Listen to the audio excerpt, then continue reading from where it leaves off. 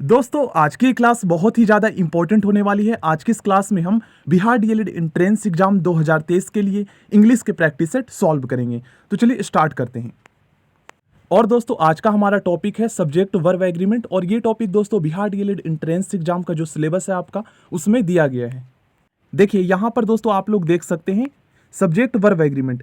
दोस्तों ये जो आपका एंट्रेंस एग्जाम का इंग्लिश का जो ये सिलेबस है इसमें दोस्तों इंग्लिश के काफ़ी कम टॉपिक दिए गए हैं, जबकि दोस्तों 2022 में जो है noun pronoun adjective adverb conjunction preposition इन सभी टॉपिक से भी क्वेश्चंस पूछे गए थे। एक एक या दो दो क्वेश्चंस आए थे।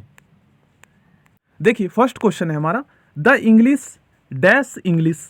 अब दोस्तों इस क्वेश्चन में जो है ना मोस्टली स्टूडेंट कंफ्यूज होंगे कि यहाँ पर द इंग्लिश का क्या मतलब है। तो दोस्तों यहाँ पर द इंग्लिश का मतलब है द इंग्लिश मेन, अंग्रेज लोग जो है ना स्पीक इंग्लिश।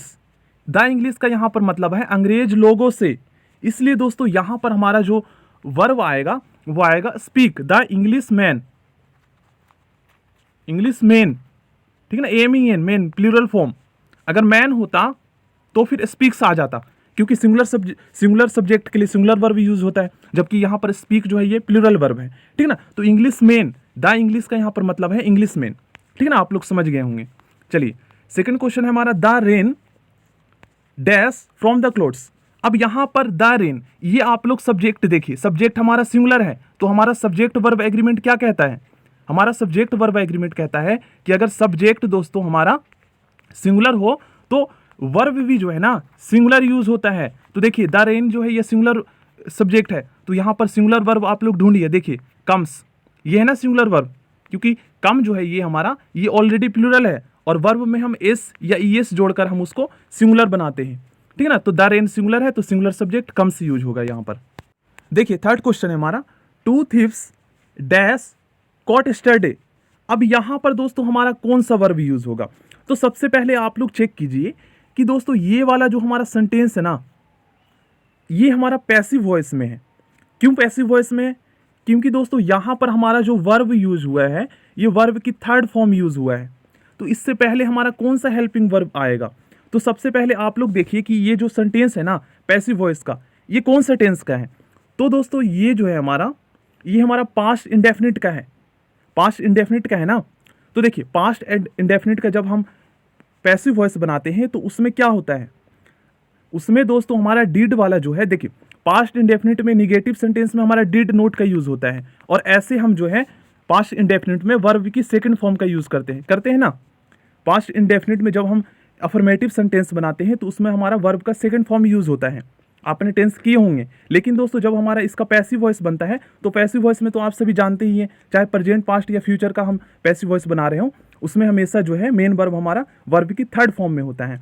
तो देखिए यहाँ पर हमारा जो है वॉज का यूज नहीं होगा, I am very very sorry, क्योंकि देखिए सब्जेक्ट हमारे यहाँ पर प्लूरल है, तो सब्जेक्ट हमारा प्लूरल है तो प्लूरल हेल्पिंग वर्ब का यूज होगा। तो देखिए वर होगा ना वर, आप खुद देख सकते हैं। चलिए नेक्स्ट क्वेश्चन करते हैं। तो यहाँ पर क्वेश्चन नंबर 4 में बोला गया है dash brother is rich but dash is poor. अब दोस्तों यहाँ पर आप लोग देखेंगे तो ब्रदर से पहले हमारा कौन सा, मतलब कि यहाँ पर जो है ना कौन सा हमारा एडजेक्टिव यूज होगा। क्योंकि देखिए सबसे पहले आप लोग थोड़ा सा दिमाग लगाइए कि यहाँ पर ब्रदर जो है ना दोस्तों ये हमारा नॉन है, तो नॉन या प्रनॉन की विशेषता बताने वाले वर्ड्स को हम क्या बोलते हैं, एडजेक्टिव बोलते हैं। और दोस्तों ये वाला जो ब्रदर है ना नॉन है, तो नॉन से पहले हमारा एडजेक्टिव यूज होगा। और दोस्तों आप लोग जानते हैं कि यूअर जो है ना, यूअर हमारा एडजेक्टिव है, लेकिन दोस्तों यूअर देखिए यूअर जो है ये वाला हमारा पोजेसिव एडजेक्टिव है, लेकिन दोस्तों यूअर्स जो है ना ये हमारा पोजेसिव प्रनॉन है। अब आप लोग कंफ्यूज होंगे कि सर प्रनॉन कैसे है, तो चलिए थोड़ा सा हम डिटेल में समझते हैं। देखिए दोस्तों पोजेसिव एडजेक्टिव और पोजेसिव प्रनॉन में क्या अंतर होता है, और इस बात को दोस्तों आप लोग ध्यान में रखिएगा कि खाली पोजेसिव एडजेक्टिव और पोजेसिव प्रनॉन पता होने से काम नहीं चलेगा, इसका प्रयोग हमें वाक्यों में करने आना चाहिए। तो यहाँ पर आप लोग समझिए, देखिए पोजेसिव एडजेक्टिव जो वर्ड्स होते हैं ना ये नॉन या प्रनॉन से पहले प्रयोग होते हैं, लेकिन दोस्तों पोजेसिव प्रनॉन वाले जो वर्ड्स होते हैं ये नॉन या प्रनॉन से पहले प्रयोग नहीं होते, ठीक है ना। इस बात को ध्यान में रखिएगा। जैसे एग्जाम्पल के रूप में आप लोग यहाँ पर देखिए ये वाला हमारा क्वेश्चन था, तो यहाँ पर एस लगा देंगे तो ये गलत हो जाएगा। क्यों गलत हो जाएगा, क्योंकि यहाँ पर हमारा ब्रदर जो है ये एक नॉन है, और नॉन या प्रनॉन की विशेषता बताने वाले वर्ड्स को हम एडजेक्टिव बोलते हैं। बोलते हैं ना, और एडजेक्टिव के भी कई सारे टाइप्स होते हैं, तो उसी में से हमारा है एक पॉजेसिव एडजेक्टिव। तो यहाँ पर जो एडजेक्टिव यूज हुआ है योर, ना कि योर्स। योर्स अगर हम कर देंगे तो गलत हो जाएगा, क्योंकि नॉन या प्रनॉन से पहले हमारा जो है एडजेक्टिव का यूज होता है, ना कि प्रनॉन का। अब देखिए यहाँ पर योर्स कर दिया गया है, जो कि गलत है। तो यही वर्ड्स आप लोग लिख लीजिएगा, क्योंकि इससे रिलेटेड क्वेश्चंस एग्जाम में आते हैं।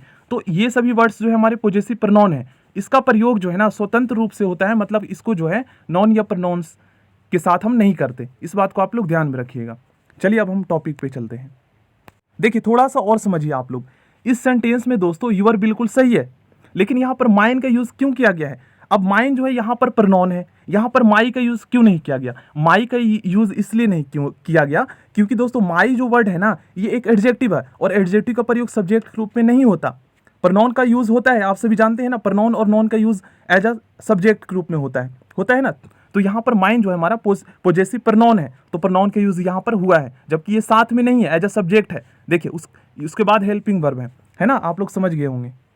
देखिए अब आप लोग दोस्तों इस क्वेश्चन का आंसर इजीली कर सकते हैं, क्योंकि यहाँ पर हमारा ब्रदर नॉन है, नॉन से पहले हमारे यहाँ पर एडजेक्टिव आएगा, पॉजेसिव एडजेक्टिव का यूज होगा, और यूअर जो है यहाँ पर, देखिए यूअर जो है हमारे यहाँ पर पॉजेसिव एडजेक्टिव है। लेकिन दोस्तों क्या यहाँ पर देखिए, बट यहाँ पर एज अ सब्जेक्ट के रूप में क्या यूज होगा? तो यहाँ पर तो माई है, और माई हमारा पॉजेसिव एडजेक्टिव है। पॉजेसिव एडजेक्टिव का प्रयोग एज अ सब्जेक्ट के रूप में नहीं होता, तो ये वाला हमारा गलत हो जाएगा ऑप्शन। उसके बाद ये करेंगे तो देखिए ये भी गलत हो जाएगा, क्योंकि यहाँ पर पॉजेसिव प्रनॉन है, प्रनॉन का यूज नॉन से पहले नहीं होता। यहाँ पर ये भी गलत हो जाएगा, क्योंकि यहाँ पर आप लोग खुद देख सकते हैं यूअर्स है। तो देखिए ये वाला ऑप्शन डी हमारा राइट आंसर होगा। देखिए यहाँ पर दोस्तों आपको बताना है इस सेंटेंस में कौन सा वर्ड जो है ना एडजेक्टिव है, और उसके काइंड्स भी आपको बताने हैं कि ये किस प्रकार का एडजेक्टिव है। तो सबसे पहले हम इस सेंटेंस में देखते हैं कि कौन सा वर्ड एडजेक्टिव है। तो एडजेक्टिव का प्रयोग आप लोग समझ भी सकते हैं और बता भी सकते हैं कि कहाँ पर उसका यूज हो सकता है। तो देखिए यहाँ पर देखेंगे तो द स्पाइडर, ये एज अ सब्जेक्ट के रूप में प्रयोग किया गया है, तो एडजेक्टिव का प्रयोग सब्जेक्ट के रूप में नहीं होता। उसके बाद हमारा यहाँ पर हैज़ हेल्पिंग वर्ब है। देन उसके बाद दोस्तों आप लोग देखेंगे तो देखिए लेग्स जो है ना, यहाँ पर एज अ नॉन प्रयोग हुआ है, और नॉन के पहले आप सभी जानते हैं एडजेक्टिव का प्रयोग होता है ना। तो देखिए एट जो है यहाँ पर हमारा एडजेक्टिव है, और दोस्तों एट तो हमें पता चल गया एडजेक्टिव है, लेकिन ये किस टाइप का है ये हमें बताना है। देखिए अब यहाँ पर दोस्तों एट जो है ना, ये जो हमारा एडजेक्टिव है, इससे हमें संख्या का पता चल रहा है ना। तो ये हमारा नंबर वाला एडजेक्टिव हो जाएगा, जिसे हम एडजेक्टिव ऑफ नंबर बोलते हैं, या फिर दोस्तों इसको हम जो है ना न्यूमरल एडजेक्टिव बोलते हैं, ठीक है ना। तो इसका राइट आंसर ऑप्शन बी हो जाएगा। इस टॉपिक को दोस्तों मैंने ऑलरेडी पढ़ा रखा है, तो आप लोग प्लेलिस्ट में जाकर चेक कर लीजिएगा। थोड़ा सा जो है आज भी हम डिस्कस कर लेंगे, ठीक ना। देखिए यहाँ पर जो है man is a wonderful animal. अब यहाँ पर आप लोग बताइए कौन सा वर्ड एडजेक्टिव है। तो सिंपली आप लोग यहाँ पर देख सकते हैं एनिमल यहाँ पर नॉन है, नॉन से पहले जो वर्ड यूज किया गया ये एडजेक्टिव है। अब कौन सा एडजेक्टिव है? तो एनिमल का दोस्तों वंडरफुल जो है ना क्वालिटी बता रहा है, तो एडजेक्टिव ऑफ क्वालिटी है। तो देखिए यहाँ पर हमारा ऑप्शन डी राइट आंसर हो जाएगा। देखिए दोस्तों इस क्वेश्चन में आप लोग बताइए कौन सा वर्ड एडजेक्टिव है। तो a few student are present in the class. तो आप लोग देखेंगे दोस्तों स्टूडेंट से पहले एक वर्ड यूज किया गया है ए फ्यू। तो अ फ्यू जो है ना ये दोस्तों हमारा एडजेक्टिव है। अब ये कौन सा प्रकार का एडजेक्टिव है ये हमें पता करना है। तो ए फ्यू से हमें संख्या का पता चल रहा है, लेकिन दोस्तों हमें निश्चित संख्या का नहीं पता चल रहा है कि 2 स्टूडेंट है या 4 स्टूडेंट है, कुछ है ना। तो ये भी हमारा एडजेक्टिव ऑफ नंबर के अंतर्गत आता है, न्यूमरल एडजेक्टिव के अंतर्गत आता है, जिससे हमें संख्या का पता चलता है। लेकिन दोस्तों ए फ्यू जो है ना इनडेफिनिट नंबर ऑफ एडजेक्टिव है, मतलब जहां पर अनिश्चित संख्या का बोध हो उससे हम इनडेफिनिट नंबर ऑफ एडजेक्टिव बोलते हैं। इसके अंदर हमारा सम आ जाता है, ए फ्यू आ जाता है। लेकिन जो डेफिनिट होते हैं ना, जिस उसके अंतर्गत हमारे जैसे 2 आते हैं, इससे निश्चित संख्या का बोध हो रहा है। तो चलिए थोड़ा सा हम समझ लेते हैं डेफिनिट, इनडेफिनिट, न्यूमरल एडजेक्टिव क्या होते हैं, ठीक है ना। उसके बाद क्वेश्चंस को करेंगे। देखिए दोस्तों न्यूमरल एडजेक्टिव होता क्या है, सबसे पहले हम ये समझते हैं। तो न्यूमरल एडजेक्टिव को हम एडजेक्टिव ऑफ नंबर के नाम से भी जानते हैं। और दोस्तों ये 2 प्रकार के होते हैं। पहला तो होता है हमारा डेफिनिट एडजेक्टिव ऑफ नंबर, जिससे हमें निश्चित संख्या का बोध होता है, और एक होता है इनडेफिनिट एडजेक्टिव ऑफ नंबर, ठीक है ना, एक अनिश्चित संख्या का बोध होता है जिससे।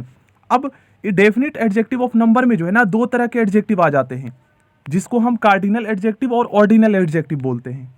तो सबसे पहले दोस्तों हम कार्डिनल एडजेक्टिव का मतलब समझते हैं, ठीक ना। तो थोड़ा सा पहले आप लोग डेफिनिट एडजेक्टिव ऑफ नंबर समझ लीजिए, मतलब कि ऐसे एडजेक्टिव जो व्यक्तियों या वस्तुओं को निश्चित संख्या या क्रम का बोध कराते हो उसे हम डेफिनिट एडजेक्टिव ऑफ नंबर कहते हैं। जैसे यहाँ पर 2 यूज किया गया है और यहाँ पर फर्स्ट यूज किया गया है। इससे हमें क्रम का पता चलता है, और दोस्तों इससे जो है ना हमें टू से हमें निश्चित संख्या का पता चलता है, ठीक है ना, ये दोनों आ जाते हैं।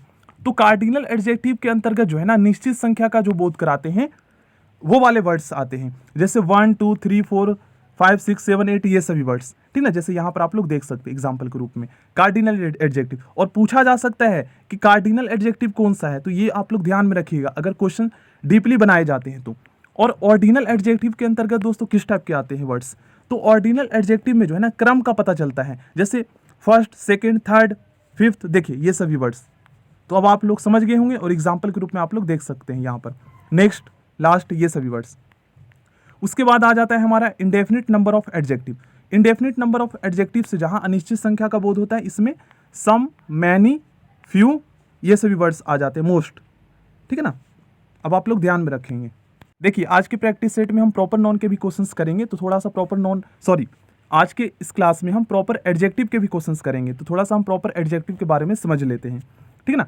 तो प्रॉपर एडजेक्टिव जो होते हैं ना दोस्तों, ये प्रॉपर नॉन से बनाए जाते हैं। और प्रॉपर नॉन कौन से होते हैं, जैसे इंडिया, ये हमारे प्रॉपर नॉन हो गए। और प्रॉपर नॉन से जो वर्ड्स बनते हैं ना उसको हम प्रॉपर एडजेक्टिव बोलते हैं। जैसे इंडिया का इंडियन हो जाएगा, अफ्रीका का अफ्रीकन हो जाएगा।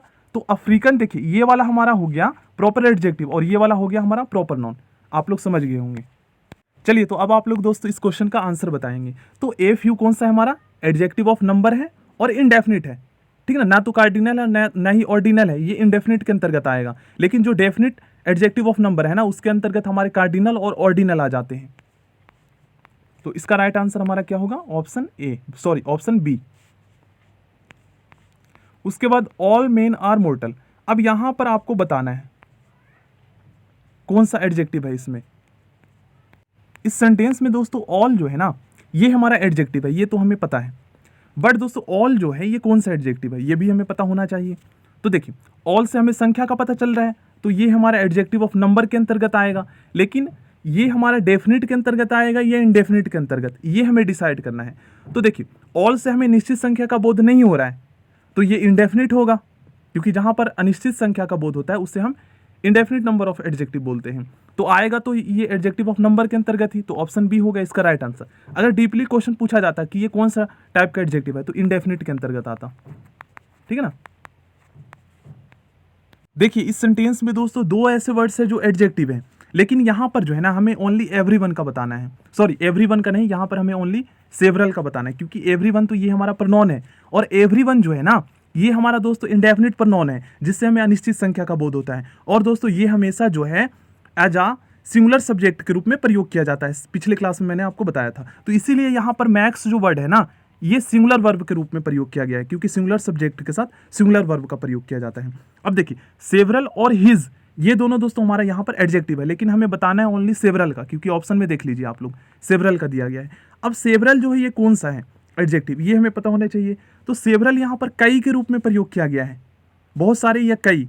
तो सेवरल यहाँ संख्या का पता चलता है, लेकिन यहाँ पर फिक्स नहीं है, निश्चित नहीं है कि कितनी है। तो यहाँ पर ये एडजेक्टिव ऑफ नंबर के अंतर्गत आएगा और इंडेफिनिट के अंतर्गत आएगा। लेकिन इंडेफिनिट नहीं है तो उससे भी काम चल जाएगा, क्योंकि ऑप्शन में ही यही दिया गया है। तो ये होगा एडजेक्टिव ऑफ नंबर के अंतर्गत, ऑप्शन डी इसका राइट आंसर होगा। और देखिए हिज जो है ये पॉजेसिव एडजेक्टिव है, तो यहाँ पर इसका ऑप्शन में नहीं दिया गया है। अब नेक्स्ट क्वेश्चन करते हैं। देखिए इस सेंटेंस में दोस्तों नाइदर ये जो हमारा वर्ड है ये हमारा एडजेक्टिव है, क्योंकि वॉइस जो है नॉन से पहले यहाँ पर प्रयोग किया गया है। अब ये कौन सा है, तो दोस्तों नाइदर जो है ना ये हमारा डिस्ट्रीब्यूटिव एडजेक्टिव है, ठीक है ना। थोड़ा सा डिस्ट्रीब्यूटिव एडजेक्टिव के बारे में पढ़ लेते हैं। देखिए यहाँ पर दोस्तों आप लोग पढ़ सकते हैं। देखिए डिस्ट्रीब्यूटिव एडजेक्टिव दो या दो से अधिक व्यक्तियों या वस्तुओं में से प्रत्येक या एक का बोध कराने वाले एडजेक्टिव को डिस्ट्रीब्यूटिव एडजेक्टिव कहते हैं। अब दोस्तों इस बात को आप लोग ध्यान में रखिएगा, क्वेश्चंस जो है ना दो तरीके से पूछे जा सकते हैं। देखिए ईच, एवरी, आइदर और नाइदर ये जो वर्ड्स होते हैं ये एज एन प्रोनाउन के रूप में भी प्रयोग किए जाते हैं। अब प्रोनाउन के रूप में कैसे प्रयोग किए जाते हैं, तो आप सभी जानते हैं अगर प्रोनाउन के रूप में इसका प्रयोग होगा तो ये नॉन या प्रोनाउन के साथ में यूज नहीं होगा, एज अ स्वतंत्र रूप से प्रयोग होगा, मतलब कि उसके बाद जो है हेल्पिंग वर्ब आएगा, ठीक है ना। इस तरीके से आपको ध्यान में रखना है। अगर दोस्तों इसका प्रयोग नॉन या प्रोनाउन से पहले हो रहा है, ईच, एवरी, आइदर, नाइदर का प्रयोग, तो फिर ये एडजेक्टिव होगा। देखिए इनका प्रयोग जब नॉन के पहले होता है तो ये डिस्ट्रीब्यूटिव एडजेक्टिव कहलाते हैं। अगर इनका प्रयोग दोस्तों नॉन के पहले नहीं होता है तो ये डिस्ट्रीब्यूटिव प्रोनाउन कहलाता है, ठीक है ना। ये प्रनॉन भी है और एडजेक्टिव भी है, लेकिन प्रयोग के हिसाब से आपको समझना है। जैसे यहाँ पर आप लोग देखेंगे तो ईच गर्ल एज ए यहाँ पर एडजेक्टिव के रूप में प्रयोग किया गया है, क्योंकि नो गर्ल से पहले है। अब आइदर यहाँ पर बुक, बुक से पहले ये भी एडजेक्टिव है, यहाँ पर ये भी एडजेक्टिव है, ठीक है ना। इसका राइट आंसर हमारा ऑप्शन बी हो जाएगा, ठीक है ना। नाइदर जो हमारा ये डिस्ट्रीब्यूटिव एडजेक्टिव है। अब दोस्तों इस क्वेश्चन का आंसर आप लोग बताइए। यहाँ पर एवरीवन हैज रेड पेन, अब आप लोग चेक कीजिए कौन सा वर्ड यहाँ पर एडजेक्टिव है। तो आप लोग देखेंगे पेन हमारा एक नॉन है, और नॉन से पहले हमारा जो वर्ड यूज किया गया है ये एक एडजेक्टिव है, रेड। अब रेड कौन सा एडजेक्टिव है, तो इससे दोस्तों पेन का क्यूलिटी के बारे में पता चल रहा है ना। तो क्यूलिटी वाला एडजेक्टिव होगा, तो देखिए ऑप्शन बी इसका राइट आंसर हो जाएगा, एडजेक्टिव ऑफ क्यूलिटी। ऑफ लिख लीजिएगा यहाँ पर, तो ये एडजेक्टिव ऑफ क्वालिटी होगा। ऑप्शन बी इसका राइट आंसर हो जाएगा।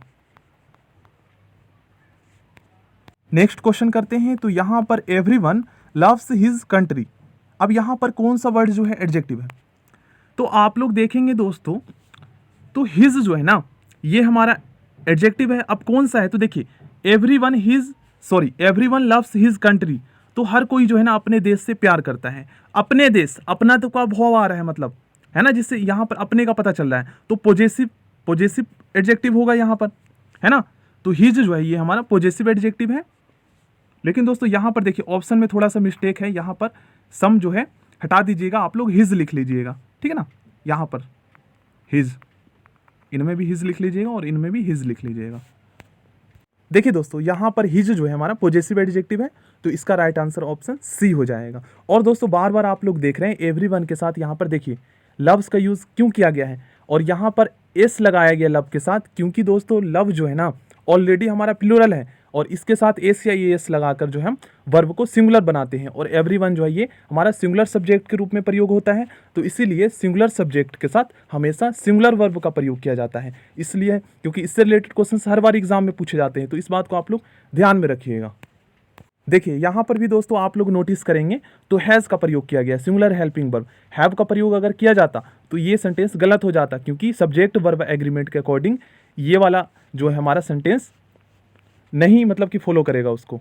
इस सेंटेंस में दोस्तों कौन सा वर्ड एडजेक्टिव है, तो ऑप्शन में तो बता दिया गया है विच, ये सारे वर्ड्स एडजेक्टिव हैं। लेकिन दोस्तों कई बार जो है ना क्वेश्चंस में जो है ऑप्शन में आपको विच नहीं लिखा होगा, तो फिर आप क्या करेंगे, तो इसलिए आपको पता होना चाहिए। तो देखिए हम जो है सेंटेंस में प्रयोग के हिसाब से भी हम समझ सकते हैं कि कौन सा वर्ड एडजेक्टिव है। जैसे यहाँ पर आप लोग देखेंगे तो यूअर्स जो है ना ये हमारा जो है पॉजेसिव प्रोनाउन है, क्योंकि दोस्तों यहाँ पर एस लगा हुआ है। अगर वर्ड हमें पता है तो भी हम पता कर सकते हैं, और इसका प्रयोग अगर हम करना जानते हैं कि कैसे हम एडजेक्टिव और पॉजेसिव एडजेक्टिव और पॉजेसिव प्रोनाउन का प्रयोग हम कैसे सेंटेंस में करते हैं, तो भी हम पता लगा लेंगे। देखिए यहाँ पर यूअर्स का प्रयोग स्वतंत्र रूप से हुआ है, इसके ना तो राइट हैंड साइड में ना ही लेफ्ट हैंड साइड में कोई भी वर्ड नॉन या प्रोनाउन है, नहीं है ना, हेल्पिंग वर्ब हो सकता है। अब देखिए तो पेन से पहले हमारा विच का प्रयोग किया गया है, जो कि ये एडजेक्टिव है, क्योंकि नॉन या प्रोनाउन की विशेषता यहाँ पर ये बता रहा है। पेन हमारा यहाँ पर नॉन है, तो देखिए ये कौन सा है, अब ये हमें पता करना है। तो दोस्तों यहाँ पर जो है ना इंट्रोगेटिव, यहाँ पर पर्सनवाचक का हमें बोध हो रहा है, तो ये हमारा इंट्रोगेटिव एडजेक्टिव होगा।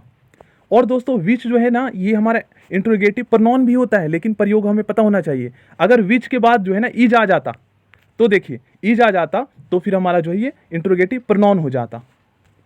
देखिए थोड़ा सा दोस्तों हम इंट्रोगेटिव एडजेक्टिव के बारे में थोड़ा सा पढ़ लेते हैं। तो यहाँ पर कहा गया है क्वेश्चंस पूछने के लिए प्रयुक्त किए जाने वाले एडजेक्टिव को इंटेरोगेटिव एडजेक्टिव कहते हैं। जैसे देखिए विच पेन इज योर्स, अब यहाँ पर विच का प्रयोग पेन से पहले हुआ है। हुज नोटबुक इज दिस, ये सारे वर्ड्स यहाँ पर जो है एडजेक्टिव है ना, आप लोग देख सकते हैं, क्योंकि नॉन के पहले प्रयुक्त हुआ है क्वेश्चंस पूछने के लिए। और देखिए यहाँ पर आप लोग इस पॉइंट को ध्यान से पढ़िएगा कि नॉन के पहले प्रयुक्त ना हो तो ये इंटेरोगेटिव प्रोनाउन कहलाते हैं, है ना, इस बात को ध्यान में रखिएगा। चलिए नेक्स्ट क्वेश्चन करते हैं। तो do you love your country, अब यहाँ पर हमें बताना है कौन सा वर्ड एडजेक्टिव है। तो यहाँ पर तो ऑप्शन में बता दिया गया है योर, ये वाले जो वर्ड है ये एडजेक्टिव है, लेकिन ऑप्शन में नहीं भी बताया जा सकता है क्वेश्चन में, इस बात को ध्यान रखिएगा पेपर में। तो यूर यहाँ पर एडजेक्टिव आप कौन सा है ये हमें पता करना है। तो कंट्री से पहले आया पॉजेसिव एडजेक्टिव है ये हमारा, ठीक है ना। तो ऑप्शन सी इसका राइट आंसर हो जाएगा। देखिए इस क्वेश्चन का आंसर दोस्तों बहुत ही इजीली आप लोग बता सकते हैं। देखिए यहाँ पर एवरीवन ये जो हमारा है इंडेफिनिट प्रोनाउन है, और ये हमारा एज अ सिंगुलर सब्जेक्ट के रूप में प्रयोग किया जाता है। तो सिंगुलर सब्जेक्ट के साथ दोस्तों हमेशा आप लोग याद रखिएगा सिंगुलर वर्ब का प्रयोग किया जाता है। तो यहाँ पर कौन सा वर्ब सिंगुलर है ये आप लोग चेक कीजिए। देखिए लाइक जो है ना ये ऑलरेडी हमारा जो है प्लूरल वर्ब है, और लाइक्स अगर देखेंगे तो ये हमारा सिंगुलर है क्योंकि एस लगा हुआ है, तो लाइक्स यहाँ पर आएगा। अब दोस्तों यहाँ पर आप लोग बोलेंगे लाइकिंग क्यों नहीं आएगा, तो देखिए लाइक का जो है ना फोर्थ फॉर्म जो हमारा आईएनजी वाला फॉर्म होता है, लाइक का लाइकिंग नहीं बनाया जा सकता, ठीक है ना, नहीं बनता है, ये नियम है ग्रामर का। तो यहाँ पर हमारा जो है लाइक्स आ जाएगा। देखिए दोस्तों कुछ स्टूडेंट कहेंगे कि सर यहाँ पर ए लाइक के ई डिलाइक्ड क्यों नहीं प्रयोग किया जा सकता, अगर ऑप्शन में दे रखा हो तो फिर हम कौन सा सिलेक्ट करेंगे। तो दोस्तों आप लोग को एक चीज़ पता होना चाहिए कि इस यूनिवर्स में जो है ना कुछ सेंटेंसेस ऐसे होते हैं जो हमेशा प्रेजेंट सेंस में ही बनाए जा सकते हैं। ऐसा मैं क्यों बोल रहा हूँ, जैसे देखिए एक एग्जाम्पल के रूप में चांद चमकता है, तो दोस्तों चांद चमकता है तो इसको हमेशा जो है ना हम प्रेजेंट फॉर्म में ही बनाएंगे। अब चांद चमकता था ये सेंटेंस गलत हो जाएगा, क्यों, क्योंकि दोस्तों चांद अभी भी चमकता ही है, चमकता था नहीं, चमकता भी अभी भी, तो हमेशा जो है प्रेजेंट फॉर्म में ही जो है यूज़ होगा, इसीलिए ये वाला भी जो है हमारा प्रेजेंट में यूज़ होगा, मतलब प्रेजेंट टेंस में बनाएंगे। अब देखिए यहाँ पर हमारा कौन सा जो है वर्ड यहाँ पर प्रयोग होगा, तो देखिए सॉरी दोस्तों यहाँ पर हमें जो है ना ही का रिफ्लेक्सिव प्रोनाउन बताना है। तो देखिए ही इंजॉयड, अब दोस्तों यहाँ पर ही के लिए कौन सा रिफ्लेक्सिव प्रोनाउन होगा यूज़, तो देखिए ही का जो है ना हमेशा हिमसेल्फ होता है, और सी का रिफ्लेक्सिव प्रोनाउन हर सेल्फ होता है, ठीक है ना, याद रखिएगा। और दे का दोस्तों देम सेल्फ होता है, ठीक है ना, ये वाला, ठीक है ना। तो जब हम दोस्तों रिफ्लेक्सिव प्रोनाउन पढ़ेंगे ना तो और ध्यान से हम समझेंगे, तो ही का हमारा रिफ्लेक्सिव प्रोनाउन हिमसेल्फ हो जाएगा, ऑप्शन बी इसका राइट आंसर हो जाएगा। दे का रिफ्लेक्सिव प्रोनाउन देम सेल्फ होता है, ठीक ना, इस बात को आप लोग ध्यान में रखिएगा। देखिए ये क्वेश्चन दोस्तों हमारा पैसिव वॉइस से है, ठीक है ना, यहाँ पर हमें बताना है ही कैन स्पीक इंग्लिश, इसका हमें पैसिव वॉइस बताना है, ठीक है ना। इसका पैसिव वॉइस दोस्तों क्या बनेगा, अगर आपने मोडाल्स का passive voice can, could, may, might, इन सभी वर्ड्स का दोस्तों अगर आपने पैसिव वॉइस बनाया है तो आप इजीली इस क्वेश्चन का आंसर कर सकते हैं।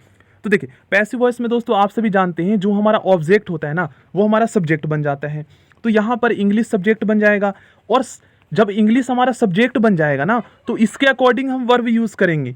तो इंग्लिश यहाँ पर एज अ सिंगुलर सब्जेक्ट के रूप में प्रयोग हुआ, तो देखिए इसके साथ तो कैन होगा ही यूज़, तो इंग्लिश कैन, और कैन के साथ दोस्तों हमेशा वी का यूज़ होता है, इंग्लिश कैन बी, ठीक है ना, इंग्लिश कैन बी। उसके बाद दोस्तों आप सभी जानते हैं कि पैसिव वॉइस में हमेशा वर्ब की थर्ड फॉर्म का यूज़ होता है, तो स्पीक का स्पोकन हो जाएगा थर्ड फॉर्म, तो इंग्लिश कैन बी स्पोकन, उसके बाद वाई यूज़ होगा। और दोस्तों आप लोग इस बात को हमेशा याद रखिएगा कि ही का ऑब्जेक्टिव केस क्या होता है। देखिए यहाँ पर पैसिव वॉइस में जो वर्ड सब्जेक्ट होता है वो हमारा, देखिए एक्टिव वॉइस में जो वर्ड हमारा सब्जेक्ट होता है वो पैसिव वॉइस में दोस्तों हमारा ऑब्जेक्ट के रूप में प्रयोग होता है। तो ही का ऑब्जेक्टिव केस हिम होता है ना, ये मैंने इससे पहले वाली क्लास में आपको पढ़ाया था, ही का ऑब्जेक्टिव केस हिम होता है, और उसके बाद दोस्तों जैसे दे का ऑब्जेक्टिव केस देम होता है ना, तो इसी तरीके से English can be spoken by him होगा, ठीक है ना। यहाँ पर ऑप्शन में अगर आप देखेंगे दोस्तों तो देखिए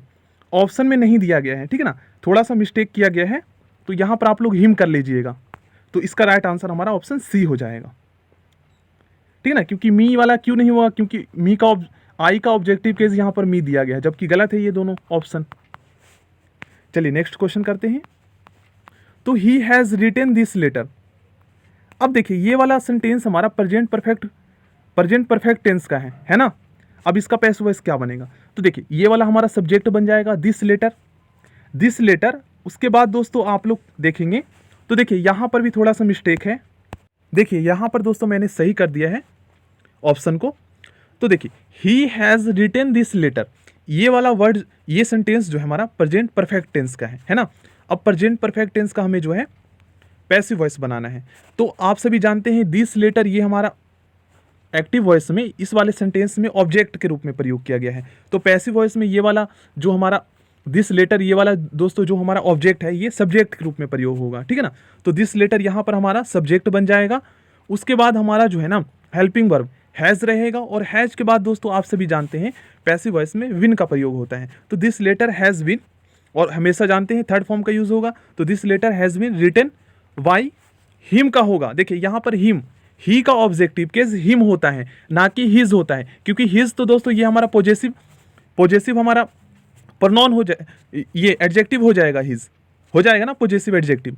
तो पॉजेसिव एडजेक्टिव थोड़ी ना ऑब्जेक्ट के रूप में प्रयोग किया जाता है। ही का ऑब्जेक्टिव केस हिम होता है और दे का ऑब्जेक्टिव केस देम होता है। अगर यहाँ पर दे होता तो ऑब्जेक्टिव केस यहाँ पर देम होता। तो इसका राइट आंसर हमारा ऑप्शन सी हो जाएगा। देखिए इस सेंटेंस का दोस्तों पैसिव वॉइस क्या होगा, तो इंग्लिश हमारा पैसिव वॉइस में ये वाला हमारा सब्जेक्ट बन जाएगा, तो इंग्लिश और इंग्लिश सब्जेक्ट बन जाएगा, तो यहाँ पर इसके अकॉर्डिंग हमें वर्ब का यूज़ करना है, ना कि इसके अकॉर्डिंग। तो इंग्लिश हमारा सब्जेक्ट बन जाएगा, तो इंग्लिश हमारा यहाँ पर सिंगुलर सब्जेक्ट होगा, तो इसके साथ सिंगुलर हेल्पिंग वर्ब का प्रयोग होगा, तो इंग्लिश इज, ठीक है ना, इंग्लिश इज।